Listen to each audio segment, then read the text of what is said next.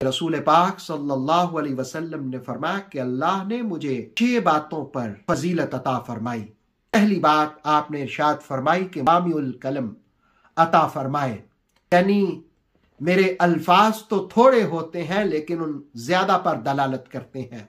और दूसरी बात रिसालत में आप सल्लल्लाहु अलैहि वसल्लम ने फरमाया कि हुब के साथ मेरी मदद की गई।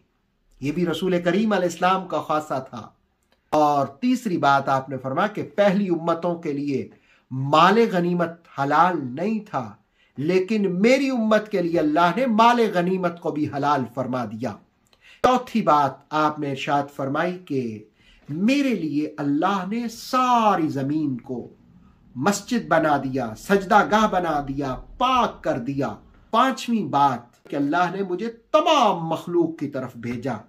पहले जितने भी नबी आए थे वो किसी महदूद इलाके के लिए आए थे, महदूद वक्त के लिए आए थे, लेकिन मेरे और आपके आका आमिना के लाल, हसनैन करीमैन के बाबा फातिमातुज़ ज़हरा रदी अल्लाह ताला अन्हा के बाबा मुस्तफ़ा करीम सल्लल्लाहु अलैहि वसल्लम जिस वक़्त इस दुनिया में तशरीफ लाए तो तमाम मखलूकात के लिए हुजूर नबी बनकर तशरीफ लाए। और फिर छठी बात आपने इरशाद फरमाई खुतिमा बियन नबियून, अल्लाह ने मुझे खत्मते नबुव्वत का ताज अता फरमाया।